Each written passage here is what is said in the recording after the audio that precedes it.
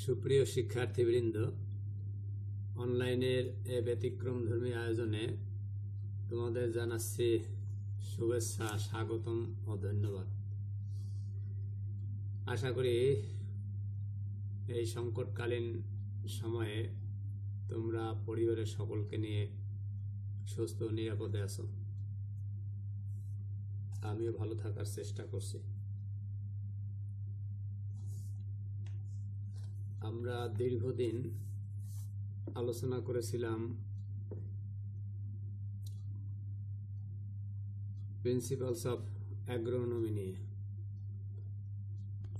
আশা করি তোমরা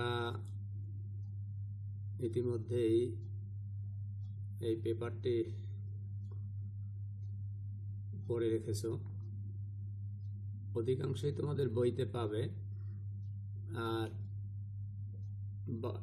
অতিরিক্ত কিছু আমি তোমাদের এর সাথে অ্যাড করে দিয়েছি। যারা নিয়মিত ক্লাসগুলো দেখেছো তারা অবশ্যই সেগুলো শিখে নিয়েছো। আমরা আজ নতুন পেপার শুরু করব। পেপারের নাম হলো soil survey and land evaluation, paper code 243301। এই পেপারটি নিয়ে এটাই প্রথম আছে তোমাদের সিলেবাসে, তো এটা নিয়ে আমরা আজকে আলোচনা করব।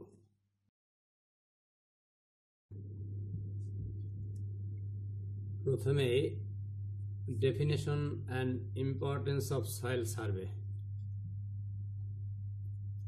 মৃত্তিকা জরিপের সংজ্ঞা, ডেফিনেশন অফ সয়েল সার্ভে। মৃত্তিকা জরিপ হল মৃত্তিকাকে পর্যায়ক্রমে পরীক্ষা নিরীক্ষার পর মৃত্তিকার বর্ণনা, শ্রেণীবিভাগ, মানচিত্র অঙ্কন, বিভিন্ন প্রকার মৃত্তিকার মধ্যে সীমানা নির্ধারণ এবং পরিশেষে মৃত্তিকায় ফসল উৎপাদনের উপযুক্ততার সম্ভাব্যতা সম্পর্কে তথ্য পরিবেশন। বাংলাদেশের মতো উন্নয়নশীল দেশের জন্য মৃত্তিকা জরিপ অতি প্রয়োজনীয়। এ দেশের কৃষি উন্নয়ন সহ রাস্তাঘাট, বাঁধ, ব্রিজ, ঘরবাড়ি, বিমানবন্দর, কলকারখানা সকল ক্ষেত্রে সুষ্ঠু পরিকল্পনার জন্য মৃত্তিকা জরিপের গুরুত্ব অপরিসীম। এছাড়া ভূমির সঠিক মূল্য নির্ধারণ, ভূমিতে জনবসতি স্থাপন সংক্রান্ত তথ্যাদি মৃত্তিকা জরিপের মাধ্যমে জানা যায়। বড় খামারের জন্য ভূমি ক্রেতাদের মৃত্তিকা জরিপ প্রতিবেদন অপরিহার্য। এই প্রতিবেদনের মাধ্যমেই ভূমির সম্ভাব্য ব্যবহার সম্পর্কে তথ্য পাওয়া যায়। যে কোনো দেশের জন্য মৃত্তিকা হলো একটি অমূল্য সম্পদ। এর যথাযথ ও সুনির্দিষ্ট ব্যবহারের জন্য মৃত্তিকা জরিপের কোনো বিকল্প নেই। বাংলাদেশ একটি কৃষি প্রধান দেশ, তাই এদেশের সার্বিক উন্নয়নের জন্য মৃত্তিকা জরিপ খুবই গুরুত্ব বহন করে। মৃত্তিকা জরিপকে সংজ্ঞায়িত করা যায় এভাবে: মৃত্তিকা জরিপ হলো কোনো এলাকার মৃত্তিকার পদ্ধতিগত পরীক্ষা নিরীক্ষা, বর্ণনা, শ্রেণীবিভাগ ও মানচিত্র অঙ্কন। Soil survey is the systematic examination, description, classification and mapping of soils in an area. মৃত্তিকা জরিপ একটি ধারাবাহিক প্রক্রিয়া যার মাধ্যমে প্রাকৃতিক পরিবেশে, মাঠে মৃত্তিকাকে পরীক্ষা নিরীক্ষা সহ গবেষণাগারে পরীক্ষার পর এর বৈশিষ্ট্যগত তথ্য সংগ্রহ, বিভিন্ন মৃত্তিকা শনাক্তকরণ, শ্রেণীকরণ করা, ভিন্ন ভিন্ন প্রকৃতির মৃত্তিকার মাঠের মধ্যে সীমানা নির্ধারণ, মানচিত্র অঙ্কন এবং পরিশেষে একটি রিপোর্ট তৈরি করা, যে রিপোর্টের মাধ্যমে মৃত্তিকাকে সর্বোত্তম উপায়ে ব্যবহার এবং উন্নয়নের দিক নির্দেশনা পাওয়া যায়।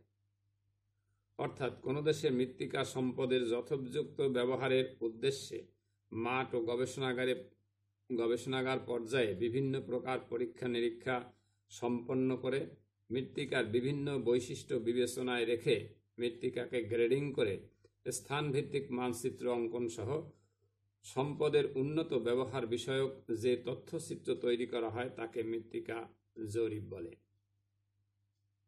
সুতরাং মৃত্তিকা জরিপ সম্পর্কে বলা যায়, কোনো দেশের মৃত্তিকা সম্পদের যথোপযুক্ত ব্যবহারের উদ্দেশ্যে মাঠে ও গবেষণাগারে এর বিভিন্ন প্রকার পরীক্ষা নিরীক্ষা সম্পন্ন করে মৃত্তিকার বৈশিষ্ট্যের ভিত্তিতে শ্রেণীবিন্যাস, সীমানা নির্ধারণ এবং স্থানভিত্তিক মানচিত্রাঙ্কন সহ সম্পদের যথাযথ ব্যবহার বিষয়ক যে তথ্যচিত্র তৈরি করা হয় তাকে মৃত্তিকা জরিপ বলে। মৃত্তিকা জরিপের মাধ্যমে কোনো দেশের প্রাকৃতিক পরিবেশে মৃত্তিকার ফসল উৎপাদনের উপযোগিতা এবং সক্ষমতা সম্পর্কে তথ্য পরিবেশন করা হয়। মৃত্তিকা জরিপের উদ্দেশ্য, অর্থাৎ কেন আমরা মৃত্তিকা জরিপ করব। Objectives of soil survey. মৃত্তিকা যে কোনো দেশের জন্য একটি গুরুত্বপূর্ণ প্রাকৃতিক সম্পদ। মৃত্তিকা সম্পদকে কৃষিপণ্য উৎপাদনের জন্য ব্যবহার করা হয়। অনুরূপভাবে ভূতত্ত্ববিদগণ বা প্রকৌশলীরা খনিজ সম্পদ আহরণের জন্য মৃত্তিকা বিভিন্নভাবে ব্যবহার করেন। অর্থাৎ মৃত্তিকার সর্বোত্তম ব্যবহারের স্বার্থেই মৃত্তিকা জরিপ প্রয়োজন।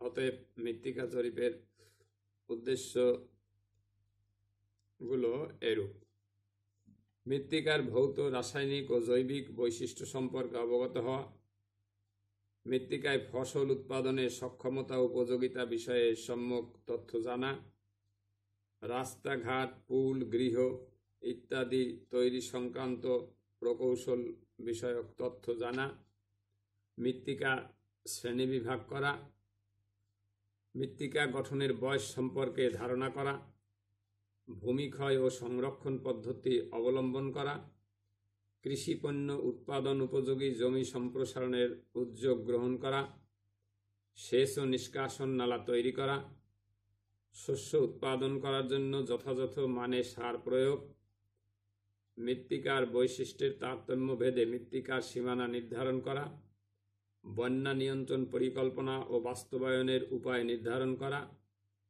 ভূ অনুসন্ধান তথ্য জানা, শহর, বন্দর, খেলার মাঠ ইত্যাদি তৈরির পরিকল্পনা করা, খনিজ সম্পদ আহরণের তথ্য সম্পর্কে অবহিত করা। এরপরে মৃত্তিকা জরিপের গুরুত্ব। বাংলাদেশ একটি অধিক জনবহুল কৃষি প্রধান দেশ। এর আয়তন 56,977 বর্গমাইল, লোক সংখ্যা 2011 সনে অর্থাৎ বর্তমানে প্রায় 16 কোটির মতো। ফলে মাথাপিছু জমির পরিমাণ মাত্র 0.06 হেক্টরের মতো। এত অল্প পরিমাণ জমির উপর ভিত্তি করে একজন মানুষের খাদ্য, বস্ত্র, বাসস্থান, শিক্ষা ও চিকিৎসার মতো মৌলিক চাহিদার বিষয় ছাড়াও জীবনের অনেক প্রয়োজনীয় দ্রব্য সামগ্রীর চাহিদা মেটাতে হয়। ফলে এদেশের ক্ষুদ্রাতি ক্ষুদ্র ভূখণ্ডটিকে পরিপূর্ণভাবে ব্যবহার করা নিশ্চিত করা অত্যাবশ্যক। অন্যথায় দেশের মানুষের সমৃদ্ধি ও মানুষের সুখ শান্তি আসবে না। মানুষের মৌলিক চাহিদার সবগুলো উপকরণের যথাযথ যোগান মৃত্তিকার মানসম্মত ব্যবহারের উপর নির্ভরশীল। যেমন খাদ্যের জন্য ধান, গম, ভুট্টা, বস্ত্রের জন্য তুলা, পাট ইত্যাদি আঁশ জাতীয় শস্য, ঘর বাড়ি আসবাবপত্রের জন্য বনজ সম্পদ, চিকিৎসার জন্য ঔষধি গাছ ইত্যাদি আমরা মৃত্তিকা থেকে পেয়ে থাকি। তাছাড়া শিল্প গবেষণার কাঁচামাল যেমন চা শিল্প, কাগজ শিল্প, চিনি শিল্পের জন্য উৎপাদিত কাঁচামাল মৃত্তিকা পরিচর্যার মাধ্যমে আমরা পেয়ে থাকি। ঘরবাড়ি, রাস্তাঘাট, ব্রিজ, বিমানবন্দর, রেল স্টেশন, খেলার মাঠ প্রভৃতি তৈরিতে জমির প্রয়োজন। এছাড়া শিল্প, কলকারখানা, সামরিক স্থাপনা তৈরি করার জন্য অনেক জায়গার প্রয়োজন। আবার সকল জায়গা এসব কাজের জন্য উপযোগী নয়। কোথাও কৃষিকাজ করার উপযোগী জমি পাওয়া যায়, আবার সে জমি হয়তো ইমারত তৈরির জন্য আদৌ উপযোগী নয়। কোন জমি বনজ সম্পদের জন্য, কোন জমি শিল্প কারখানার জন্য, কোন জমি বিমানবন্দর বা সামরিক স্থাপনার জন্য অধিক উপযোগী। এভাবে দেশের কোন জায়গা কোন কাজের জন্য সবচেয়ে বেশি লাভজনক বা উপযোগী তা নির্ধারণের জন্যই জমি জরিপ করা একান্ত প্রয়োজন। খনিজ সম্পদ আহরণ, বন্যা নিয়ন্ত্রণ, ভূমি ক্ষয় নিয়ন্ত্রণ, জলাভূমি উন্নয়ন, লবণাক্ততা প্রতিহত করা এবং পতিত জমিকে শস্য উৎপাদনের যোগ্য করার জন্য কি কৌশলে কি কি পদক্ষেপ নিতে হবে তা মৃত্তিকা জরিপের মাধ্যমে জানা যায়। বিস্তারিত বা আধা বিস্তারিত মৃত্তিকা জরিপের মাধ্যমে একটি এলাকার মৃত্তিকার বিস্তারিত বৈশিষ্ট্য, ভূমিরূপ, মৃত্তিকায় জলবায়ুর প্রভাব, মৃত্তিকার গঠন বৈচিত্র্য, মৃত্তিকার শ্রেণীবিভাগ, সমস্যাপূর্ণ মৃত্তিকা প্রভৃতি সম্পর্কে জ্ঞান লাভ করা যায়। ফলে তখন সে এলাকার মৃত্তিকাকে সর্বাধিক ব্যবহারের জন্য কোন কোন প্রযুক্তি প্রয়োগ করা যায় যাতে মৃত্তিকার মানের কোনো অবনমন না হয়, অর্থাৎ কোনো একটি নির্দিষ্ট এলাকার মৃত্তিকার একটি পরিষ্কার তথ্য পাওয়া যায়। বাংলাদেশের মতো একটি উন্নয়নশীল দেশে জমি কৃষি ভিন্ন অন্য কোনো কাজে ব্যবহারের জন্য উন্নত প্রযুক্তি প্রয়োগ হয় না বললেই চলে। তাই এদেশে তেমন কোনো মানসম্পন্ন শিল্প কারখানা গড়ে ওঠে না, যে কারণে দেশের অর্থনৈতিক বুনিয়াদ বা ভিত্তি সুগঠিত হচ্ছে না। এ বিবেচনায় বাংলাদেশকে সমৃদ্ধ পর্যায়ে নিতে হলে কৃষির কোনো বিকল্প নেই। বিশেষ করে বাংলাদেশের মতো উন্নয়নশীল কৃষিপ্রধান ঘনবসতিপূর্ণ দেশের জন্য তা আরও বেশি গুরুত্বপূর্ণ। বাংলাদেশের ক্রমবর্ধমান জনসংখ্যার খাদ্য, বস্ত্র, আবাসন, ঔষধ ইত্যাদি মৌলিক চাহিদার উপকরণগুলো উৎপাদন করতে গিয়ে ভূমির উপর অনেক চাপ পড়ে, কারণ এতে ছোট একটি দেশের পক্ষে এত বিপুল লোকের চাহিদার উপকরণগুলো উৎপাদন করা একটি কঠিন কাজ। তাছাড়া যেহেতু এটি একটি কৃষিপ্রধান দেশ এবং এদেশের অর্থনৈতিক অবস্থা সম্পূর্ণরূপে কৃষির উপর নির্ভরশীল, সেহেতু দেশের মৃত্তিকার সম্পদকে সঠিকভাবে ব্যবহার করা প্রয়োজন। মৃত্তিকার সর্বোচ্চ মাত্রায় ব্যবহার করতে হলে কোন জমি কি কাজের জন্য উপযোগী, অর্থাৎ কোথায় বৃহৎ অট্টালিকা, কোথায় ইটের ভাটা, কোথায় রাস্তাঘাট তৈরি করতে হবে এবং কোন জমি ধান গমের জন্য চাষ করা হবে, তথা চাষের সময় সারের মাত্রা কিরূপ হবে, সেচের ঘনমাত্রা কেমন হবে, তা একমাত্র মৃত্তিকার সঠিক জরিপের মাধ্যমে জানা যায়। অতএব বিস্তারিত বা আধা বিস্তারিত মৃত্তিকা জরিপের মাধ্যমে মৃত্তিকা সম্পদের পূর্ণাঙ্গ হিসাব নিকাশের পর চাহিদা অনুযায়ী মৃত্তিকার ব্যবহার করা হলে একটি দেশ দ্রুত উন্নয়নের চরম শিখরে পৌঁছতে পারে। তাই আমরা অনায়াসে বলতে পারি যে বাংলাদেশের মতো একটি উন্নয়নশীল দেশের জন্য মৃত্তিকা জরিপ। এখন আমরা আলোচনা করব agricultural and non agricultural uses of soil survey, অর্থাৎ কৃষি ও অকৃষি ক্ষেত্রে মৃত্তিকা জরিপের ব্যবহার। মৃত্তিকা যে কোনো দেশের জন্যই একটি প্রাকৃতিক সম্পদ। মৃত্তিকা জরিপ হচ্ছে একটি এলাকার মৃত্তিকার ধারাবাহিক পরীক্ষা নিরীক্ষা দ্বারা এর গুরুত্বপূর্ণ বৈশিষ্ট্য নির্বাচন অতঃপর শ্রেণীকরণ করা, মৃত্তিকার প্রকৃতিভেদে মৃত্তিকার সীমানা নির্ধারণ এবং সর্বশেষে মৃত্তিকার প্রকৃতিভেদে জন্মানো উপযোগী উদ্ভিদ, শস্য ও গাছ উৎপাদন উপযোগী তথ্য মানব কল্যাণীয় মন্তব্য করা। অন্যভাবে বলা যায়, মৃত্তিকা জরিপ থেকে নানা রকম উপাত্ত পাওয়া যায় যা নানা রকম কাজে ব্যবহার করা যায়। বর্তমান বিশ্বের খাদ্য সমস্যার সমাধান ও কৃষিক্ষেত্রের সামগ্রিক উন্নয়নের জন্য মৃত্তিকা জরিপের উপাত্ত সম্পর্কে সর্বাধিক অবগত হতে হবে। সমগ্র পৃথিবীর বরফমুক্ত জমি আছে মাত্র 12,97,88,231 বর্গ কিলোমিটার, যার মধ্যে প্রায় শতকরা 10 ভাগ জমি এখনো পাহাড় পর্বত, লবণাক্ত জমি, ঢালু অথবা বনাঞ্চল, খাত, মরুভূমি এবং পতিত থাকে। বর্তমান পৃথিবীর 700 কোটি মানুষের খাদ্যের যোগান দেওয়ার জন্য উক্ত স্বল্প পরিমাণ জমিকে বহুমুখী ব্যবহার এর মাধ্যমে কৃষি পণ্য উৎপাদন করতে হবে। মৃত্তিকা জরিপের মাধ্যমে যে কোনো দেশ বা এলাকার চাষাবাদের জমির পরিমাণ জানা যায়। মৃত্তিকা জরিপ তথ্য উপাত্ত থেকে কৃষি ও অকৃষি সকল ক্ষেত্রে উপকৃত হয়। যেমন মৃত্তিকার ভৌত ধর্ম, মৃত্তিকা জরিপ তথা মৃত্তিকার বুনট, সংযুতি মান, সচ্ছিদ্রতা, মৃত্তিকার নমনীয়তা, পানি ধারণ ক্ষমতা, সংকোচন সম্প্রসারণ ইত্যাদি সম্পর্কে ধারণা দেয়। এই তথ্য উপাত্ত থেকে কৃষির বিভিন্ন সমস্যা ও এর সমাধান বিষয়ক ক্রিয়াকর্ম করা যায়। মৃত্তিকার বিক্রিয়া, মৃত্তিকা জরিপের মাধ্যমে মৃত্তিকার বিক্রিয়া বিষয়ক উপাত্ত পাওয়া যায়। এর প্রেক্ষিতে মৃত্তিকা ব্যবস্থাপনায় কী পরিমাণ চুন দ্রব্য কিভাবে প্রয়োগ করতে হবে তার হিসাব নির্ধারণ করা যায়। এছাড়া মৃত্তিকা ব্যবস্থাপনায় চুন প্রয়োগ না করে পর্যাপ্ত জৈব পদার্থ প্রয়োগ করে মৃত্তিকাকে পুনরুদ্ধার বা বাফার পর্যায়ে নেওয়া যায় কিনা সে সম্পর্কে সিদ্ধান্ত নেওয়া যায়। সার বা পুষ্টিদ্রব্য প্রয়োগ, মৃত্তিকা জরিপের মাধ্যমে মৃত্তিকার উর্বরতার মান ও এলাকার সাধারণ শস্য বিন্যাস সম্পর্কে ধারণা পাওয়া যায়। এই তথ্য উপাত্তকে বিশ্লেষণ করে উক্ত জরিপীয় জমির প্রকৃতি ভেদে কোন শস্য উৎপাদন লাভজনক, সহজ এবং শস্য বিন্যাস কিরূপ হওয়া উত্তম তার দিক নির্দেশনা কৃষি বিশেষজ্ঞ দিয়ে থাকেন। সেচ নিষ্কাশন, জরিপকৃত এলাকার ভূপ্রকৃতি একই রকম থাকে না। কোনো কোনো জমিতে প্রতি 2-3 দিন পর সেচ দিতে হয়, আবার কোনো জমিতে 7-8 দিন পর পর সেচ দিতে হয়। আবার অধিক বৃষ্টিপাতে জলাবদ্ধতা দেখা দিতে পারে। মৃত্তিকা জরিপের উপাত্ত থেকে তথ্য নিয়ে সেচ নিষ্কাশন বিষয়ক সিদ্ধান্ত বাস্তবায়ন করতে হয় এবং সেচ নিষ্কাশন সমস্যার সমাধান করতে হবে। খামার পরিকল্পনা, খামার পরিকল্পনার জন্য মৃত্তিকা জরিপ খুব গুরুত্বপূর্ণ।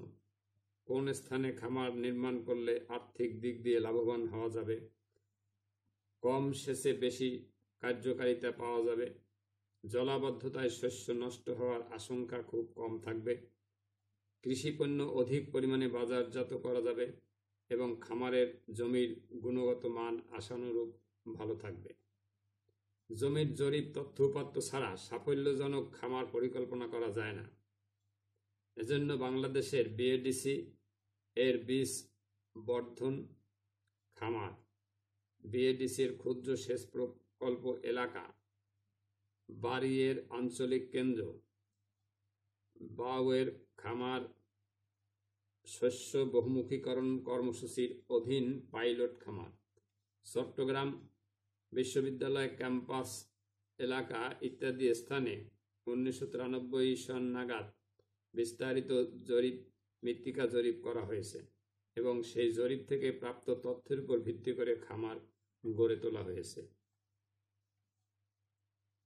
সমস্যা সংকুল মৃত্তিকা, মৃত্তিকা জরিপের মাধ্যমে কোথায় অ্যাসিড সালফেট মৃত্তিকা, কোথায় অব্যবহারযোগ্য পাহাড়িয়া মৃত্তিকা, কোথায় পিট মাটি, কোথায় অধিক লবণ সমৃদ্ধ মাটি ইত্যাদি সমস্যাযুক্ত মাটির তথ্য উপাত্ত পাওয়া যায়। এই তথ্য উপাত্তকে সূক্ষ্মভাবে বিশ্লেষণ করে জমি ব্যবহার বিষয়ক পরিকল্পনা করা যায়। মৃত্তিকা জরিপ তথ্য উপাত্ত থেকে যেমন কৃষি বিষয়ক ক্রিয়াকর্মের সিদ্ধান্ত নেওয়া যায়, তেমনি অকৃষি বা শিল্প উন্নয়ন বিষয়ক নানা রকম ক্রিয়াকর্ম মৃত্তিকা জরিপ উপাত্ত আবশ্যক। যেমন একজন মৃত্তিকা বিজ্ঞানীকে যদি বলা হয় যে গোপালগঞ্জ খুলনা বিল অঞ্চলে একটি শিল্প কারখানা গড়ে তোলা যায় কিনা, তিনি প্রকৌশলীর সাথে আলাপ করে কিংবা না করেই বলে দিতে পারেন যে উক্ত জমিতে উত্তম ভিত্তি দিয়েও ইমারত তৈরি করা ঠিক হবে না। অনুরূপভাবে একজন প্রকৌশলীকে যদি বলা হয় যে ঘিওর বা বাট্রা সিরিজের মাটিতে বহুতল ভবন করতে কি করতে হবে, তিনি উত্তর দেবেন অতি সম্প্রসারণশীল কর্দম কণা প্রধান মৃত্তিকা এলাকায় বহুতল ভবন করার সময় অধিক গভীর ভিত্তি দিয়েও খুব নিরাপদ বোধ করা যায় না। অতএব বলা যায় অকৃষি বিষয়ক ক্রিয়াকর্মে, বিশেষ করে প্রকৌশল ক্রিয়াকর্মে মৃত্তিকা জরিপ তথ্য উপাত্ত খুব বেশি প্রয়োজন। বড় রাস্তা, বিমানবন্দর, রেল লাইন ইত্যাদি তৈরির ক্ষেত্রে মৃত্তিকা জরিপ বিভাগের তথ্যপত্রকে প্রকৌশলীরা পরীক্ষা নিরীক্ষা করে সিদ্ধান্ত গ্রহণ করেন। বাংলাদেশের মতো একটি জনবহুল দেশে বন্যা সমস্যা একটি বড় সমস্যা। এরূপ প্রাকৃতিক দুর্যোগ আমাদের কৃষি পণ্য উৎপাদন যেমনি খুব কমিয়ে দেয়, তেমনি বহু মানুষ এতে হতাহত হয়। মৃত্তিকা জরিপ তথ্যে 20 থেকে 30 বছরের বৃষ্টিপাত, তাপমাত্রা, কুয়াশা, শিশির, কালবৈশাখী, হিমবাহ ইত্যাদি থাকে। এসব উপাত্তকে বিশ্লেষণ করে প্রকৌশলীরা বন্যা নিয়ন্ত্রণ বাঁধ নির্মাণ করেন। তাপমাত্রা বহুল এলাকায় সবুজের সমারোহ ঘটানোর চেষ্টা করেন। বন্যা দেখা দেওয়ার পূর্বে আগাম শস্য উৎপাদন পূর্বক কৃষিপণ্য ধ্বংস হওয়া থেকে রক্ষার পরিকল্পনা করেন। মৃত্তিকা জরিপ তথ্য ও ভূ তত্ত্ববিদদের জরিপ তথ্যকে সমন্বয় করে দেশের কোথায় তেল, গ্যাস ও কয়লা উপাদান পাওয়া যায় তা নির্ধারণ করা হয়। এই প্রাকৃতিক সম্পদ আহরণ, যথাযথ ব্যবস্থাপনা ও আনুষঙ্গিক ক্রিয়াকর্মে মৃত্তিকা জরিপ তথ্য উপাত্ত অত্যাবশ্যক। মৃত্তিকা জরিপ থেকে জানা যায় কোন অঞ্চল বা কোন স্থান অচাষযোগ্য পাহাড়ি অঞ্চল এবং প্রবল বৃষ্টিপাতে পাহাড় ধস হচ্ছে। এরূপ স্থানে পরিকল্পনা অনুযায়ী বনায়ন করা হলে একদিকে দেশের বনজ সম্পদ বৃদ্ধি পাবে, অন্যদিকে প্রবাহমান পানির গতি হ্রাস পাবে তথা পাহাড় ধস কম হবে। মৃত্তিকা জরিপ তথ্য উপাত্ত থেকে জানা যায় কোন এলাকার জনপদ ভূমিক্ষয়ের কারণে বিলীন হয়ে যাচ্ছে। এরূপ তথ্যকে ভিত্তি বিবেচনা করে প্রবল স্রোত সমৃদ্ধ নদীর তীরে পাইলিং করা হয়, পাথর ফেলা হয়, বড় বোল্ডার ফেলা হয় তথা নদীর স্রোতের গতির দিকে পরিবর্তন করে দেওয়া হয়। এর ফলে উর্বর জমি ও জনপদ ভূমিক্ষয় থেকে রক্ষা পায়। উক্ত বিষয়াদি বিশ্লেষণ করে সহজেই বলা যায় অনুন্নত বা উন্নয়নশীল দেশের কৃষি অকৃষি উভয় ক্ষেত্রে মৃত্তিকা জরিপ।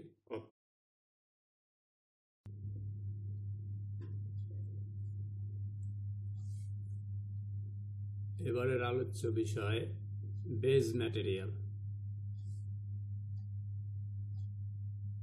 কোনো এলাকার প্রতিরূপ নকশাকে বেজ ম্যাপ বা বেজ ম্যাটেরিয়াল বলে। কোনো এলাকা জরিপ করতে হলে সে এলাকার একটি ম্যাপ প্রয়োজন হয়, যা দেখে সে এলাকা সম্পর্কে পূর্বেই একটি ধারণা পাওয়া যায়। এতে জরিপ কর্মীর জরিপ কাজ সহজ হয়। বেজ ম্যাপ ছবি বা ফটো হতে পারে, আবার সাদা কাগজে নির্দিষ্ট স্কেলে জ্যামিতিক চিহ্ন দ্বারাও অঙ্কিত হতে পারে। যে ধরনেরই হোক না কেন, বেজ ম্যাপ বা বেজ ম্যাটেরিয়ালের কাজ প্রায় একই রকম। বেজ ম্যাটেরিয়ালের শ্রেণী বিভাগ। বেজ ম্যাটেরিয়াল বিভিন্ন প্রকারের হতে পারে, যেমন aerial photograph, aerial mosaic, photo map, সঠিক মাত্রার টোপোগ্রাফিক ম্যাপ, সঠিক মাত্রার প্লানিমেট্রিক ম্যাপ, ক্যাডেস্ট্রাল ম্যাপ, অন্যান্য প্রকারের ম্যাপ যেমন DLR map, contour map, satellite map. এবার এরিয়াল ফটোগ্রাফের বর্ণনা। এরিয়াল ফটোগ্রাফ হচ্ছে এক ধরনের ফটোগ্রাফ যার মাধ্যমে ভূমির দৃশ্যমান বস্তু প্রদর্শিত হয়। বিমান থেকে নির্দিষ্ট নিয়ম নীতিতে ছবি তুলে স্টেরিওস্কোপের মাধ্যমে পর্যবেক্ষণ করলে বস্তুসমূহের ত্রিমাত্রিক ছবি পাওয়া যায়। বেজ ম্যাপ হিসেবে এরিয়াল ফটোগ্রাফ হচ্ছে সাশ্রয়ী মাধ্যম। এটা থেকে নির্ভুল প্লানিমেট্রিক এবং টপোগ্রাফিক ম্যাপ তৈরি করা যায়। মৃত্তিকার মানচিত্র তৈরির জন্য এরিয়াল ফটোগ্রাফ এর চেয়ে আর কোনো ভালো মাধ্যম নেই। বিশেষ ধরনের বিমান থেকে এরিয়াল ক্যামেরার সাহায্যে এ ধরনের ফটোগ্রাফ তোলা হয়। নির্দিষ্ট উচ্চতায় বিমান চলতে থাকলে এর মধ্যে যে ক্যামেরা সংযোগ থাকে তা একটি নির্দিষ্ট ফোকাস দূরত্বে ছবি তোলে এবং পরপর ছবিগুলো যখন তোলা হয় তখন এর সামনে পেছনে 60% এবং পার্শ্বে 30% ওভারল্যাপ করে ছবি তোলা হয় এবং প্রতিটি ছবির একটি নম্বর পড়ে। পার্শ্ব বরাবর দুইটি ছবিকে যদি ঘন দর্শন যন্ত্র বা স্টেরিওস্কোপ এর নিচে দেয়া হয় তাহলে ছবি থেকে দৃশ্যমান বস্তুসমূহকে ত্রিমাত্রিক চিত্রে দেখা যায়। একমাত্র এরিয়াল ফটোগ্রাফ থেকেই ত্রিমাত্রিক ছবি দেখা যায়, অন্য কোনো বেজ ম্যাপ থেকে ত্রিমাত্রিক ছবি দেখা যায় না, অর্থাৎ ইহা একটি স্টেরিওস্কোপিক পর্যবেক্ষণ। এর স্কেলও মোটামুটি নির্দিষ্ট থাকে। এর স্কেল হলো 1:30,000 থেকে 1:50,000। এরিয়াল ফটোগ্রাফের শ্রেণীবিভাগ। এরিয়াল ফটোগ্রাফ দুই প্রকারের হতে পারে: অবলিক বা অসমকোণী ফটোগ্রাফ এবং ভার্টিক্যাল ফটোগ্রাফ। অবলিক বা অসমকোণী ফটোগ্রাফ ক্যামেরা দ্বারা মৃত্তিকার সাথে 90 ডিগ্রি এর কম কোণ করে ছবি তোলা হয়, অর্থাৎ ক্যামেরার অক্ষই মৃত্তিকার সাথে 90 ডিগ্রি এর কম কোণ তৈরি করে। অবলিক ফটোগ্রাফ আবার দু প্রকার: নিচু অবলিক ও উঁচু অবলিক। নিচু অবলিক ক্যামেরার সাহায্যে বিমান হতে এইভাবে ছবি তোলা হয় যে দিগন্ত রেখা দেখা হয় না। নিচু অবলিকে মৃত্তিকার অল্প অংশের এই ছবি তোলা হয়। উঁচু অবলিক বিমান হতে ক্যামেরার সাহায্যে তোলা এই ছবিতে দিগন্ত রেখাকে খাড়াখাড়ি দেখা যায়, তাই ছবিও লম্বভাবে ওঠে। উঁচু অবলিকে মৃত্তিকার বৃহৎ এলাকার ছবি তোলা হয়। ভার্টিক্যাল ফটোগ্রাফ ক্যামেরা দ্বারা এইভাবে ছবি তোলা হয় যেন ক্যামেরার অক্ষরেখা সমকোণে মৃত্তিকার সাথে আনুভূমিক থাকে। এরিয়াল ফটোগ্রাফ মানচিত্র নয়, বরং ভূপৃষ্ঠের একটি দর্শনানুপাত মাত্র। ইহার দ্বারা দূরত্ব এবং দিক নির্ণয় করা সম্ভব নয়, কারণ ইহা প্রকৃত স্কেল দ্বারা নির্ণীত নয়। সনাতন পদ্ধতির চেয়ে এরিয়াল ফটোগ্রাফে কোনো স্থানের আরও সুন্দর, স্পষ্ট, বিশদ মানচিত্র রূপ দর্শন করতে পারে। এরিয়াল ফটোগ্রাফের চেয়ে কোনো স্থানের এত সুন্দর চিত্র আর কিছুতেই দিতে পারে না। এরোপ্লেন 8.25 ইঞ্চি ফোকাস দূরত্বে এরিয়াল ক্যামেরা বহন করে এবং 15,000 ফুট উচ্চতায় চলতে থাকে। এতে মোটামুটি যে স্কেল হয় তা হলো 1:20,000। এরূপ নেগেটিভ 1:7,500 হতে 1:3,200 স্কেলে সন্তোষজনক হ্রাস বৃদ্ধি তৈরি করে। এরিয়াল ফটোগ্রাফ ব্যবহারের সুবিধা। এরিয়াল ফটোগ্রাফের মাধ্যমে ভূপৃষ্ঠের বিভিন্ন অবস্থানের ত্রিমাত্রিক অবস্থান পর্যবেক্ষণ করা যায়। এর মাধ্যমে জরিপ কাজ দ্রুত ও সহজে সঠিকভাবে করা যায়।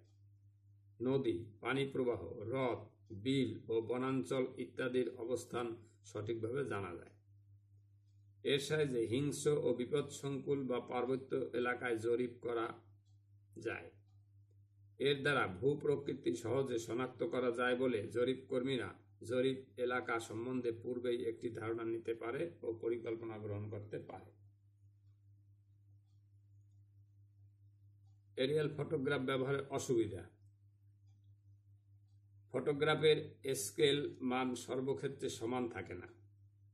বিমান উড্ডয়নের উচ্চতা সবসময় একই রকম থাকে না এবং ভূপৃষ্ঠের উঁচু নিচু অবস্থা সবসময় একরকম থাকে না। ফলে ফটোগ্রাফের স্কেল মানে বিভিন্নতা দেখা যায়।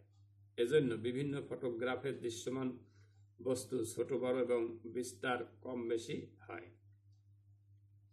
একটি বৃহৎ এলাকা জরিপ করার জন্য বহু শীট ব্যবহার করতে হয় এবং এ কাজে যথেষ্ট দক্ষ লোকের প্রয়োজন হয়। ফটোগ্রাফ পর্যবেক্ষণে মূল্যবান স্টেরিওস্কোপ প্রয়োজন। এ ফটোগ্রাফ তৈরি করার প্রাথমিক খরচ খুব বেশি। সরকার বা নির্দিষ্ট সংস্থা ছাড়া সাধারণ ব্যক্তিবর্গ এ ফটোগ্রাফ তৈরি করতে পারে না। বাংলাদেশ বিমান ও এসআরডিআই এর কার্যক্রমের সাথে সম্পৃক্ত। এরিয়াল ফটোগ্রাফের স্কেল সবসময় একরকম হয় না। এরিয়াল ফটোগ্রাফ হলো একটি ফটোগ্রাফ যা একটি নির্দিষ্ট উচ্চতায় উড়ন্ত উড়োজাহাজে বিশেষভাবে সংযোজিত ক্যামেরার মাধ্যমে নেয়া ছবি, যা ভূপৃষ্ঠের সর্বাধিক সুন্দর চিত্র প্রদর্শন করে। ছবিটি স্টেরিওস্কোপের নিচে সমন্বয় করে স্থাপন করলে বস্তুর ত্রিমাত্রিক অবৈতাত্ত্বিক বৈশিষ্ট্য পর্যবেক্ষণ করা যায়। Aerial photograph vertical, high oblique ও লো অবলিক হতে পারে। সাধারণত বিমান 1500 ফুট উচ্চতায় থেকে ক্রমান্বয়িক ছবি তুলতে থাকে। ক্যামেরার ফোকাস লেন্থ থাকে 8.25 ইঞ্চি। এই ফোকাস দূরত্ব ও উচ্চতাকে একই এককে এনে ফোকাস দূরত্ব মানকে উচ্চতার দ্বারা ভাগ করে স্কেল প্রকাশ করা হয়, যেমন 1:50,000। তবে বিমান যখন আকাশে উঠতে থাকে তখন উচ্চতা মান সার্বক্ষণিক একই থাকে না। প্রবাহমান বাতাসের কারণে বিমান নির্দিষ্ট উচ্চতা থেকে সামান্য উপরে বা নিচে যেতে পারে। উঁচু নিচু স্থল ভাগে ছবি তোলা হলে স্কেলের মান ভিন্ন হতে পারে। পাহাড়িয়া এলাকার চিত্র তোলার সময়ও স্কেলের মানে কম বেশি হয়।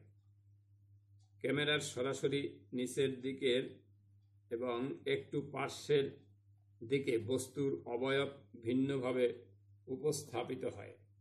এরিয়াল ফটোগ্রাফ তৈরিকারী সংস্থা এ সম্পর্কে বলেন, ভূমির বন্ধুরতা ও বায়ুমণ্ডলের চাপের কারণেই এরিয়াল ফটোগ্রাফের স্কেল সবসময় একরকম।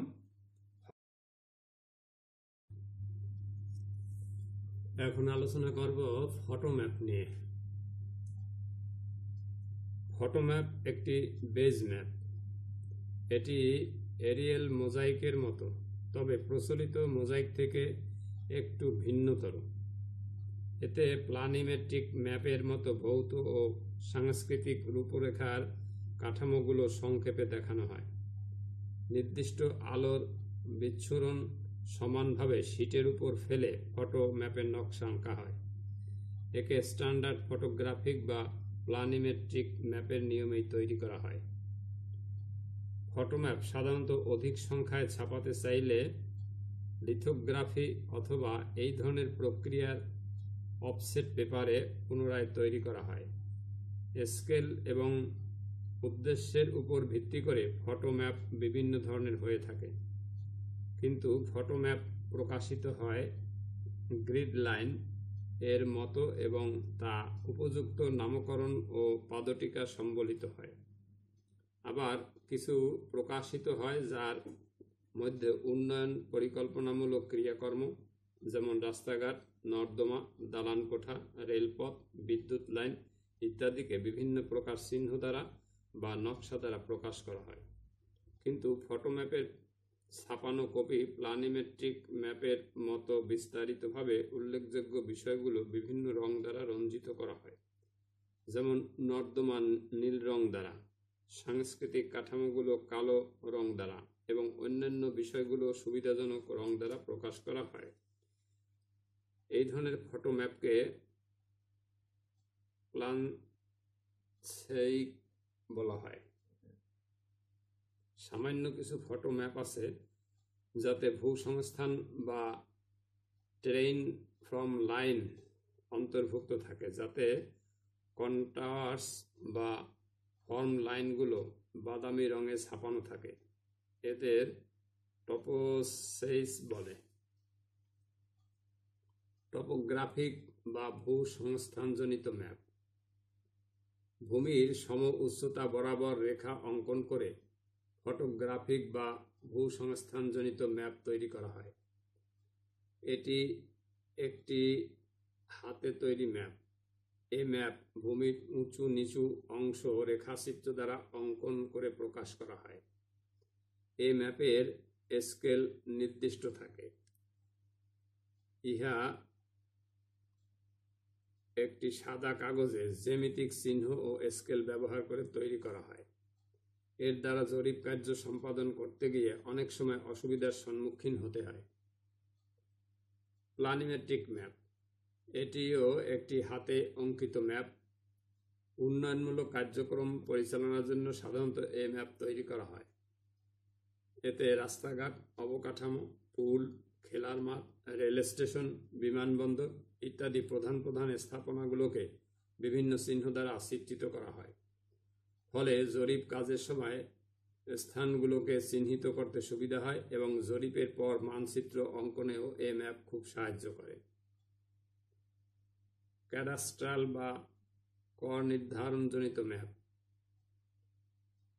একে মৌজা ম্যাপও বলা হয়। এটি একটি হাতে অঙ্কিত ম্যাপ।